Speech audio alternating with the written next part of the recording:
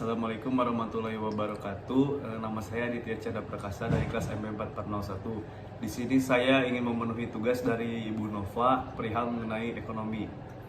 Yang pertama, ekonomi itu mempelajari tentang studi tentang manusia, lalu mempunyai dilema kelangkaan, yaitu kebutuhan dan keinginan yang tidak terbatas dan versus kelangkaan.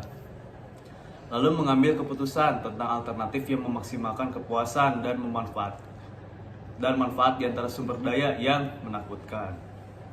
Lalu kelangkaannya itu meliputi yang pertama kuantitas, kualitas, tempat, dan waktu.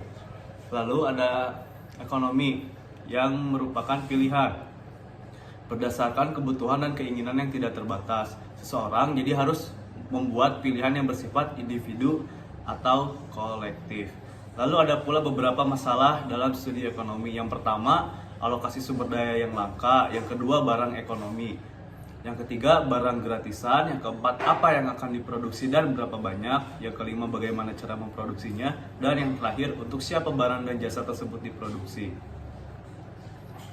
Lalu ada dua jenis barang akhir. Yang pertama, barang tahan lama dan barang tidak tahan lama.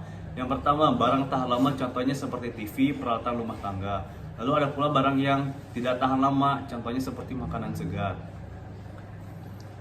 Lalu, mengapa kita perlu belajar ekonomi?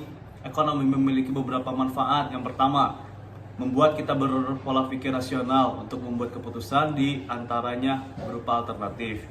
Lalu, untuk memahami bagaimana masyarakat berinteraksi. Dalam hal ini, konsumen dan pemasok perilaku, di mana konsumen dan pemasok sama-sama berusaha memaksimalkan kegiatan ekonominya secara rasional, atau konsumen berusaha untuk memaksimalkan kepuasan mereka, di mana pemasok berusaha untuk memaksimalkan keuntungan mereka. Lalu, untuk mencerahkan ilmu pengetahuan ekonomi internasional. Lalu, lingkup ekonomi terdapat dua lingkup. Yang pertama, ekonomi mikro dan ekonomi makro. Ekonomi mikro berarti proses alokasi sumber daya yang efisien di tingkat individu, perusahaan, dan industri. Lalu ekonomi makro yaitu proses alokasi sumber daya yang efisien pada lingkup analisis yang lebih kompleks dan sebagai keseluruhan. Contohnya sebuah negara. Sekian dari saya. Wassalamualaikum warahmatullahi wabarakatuh.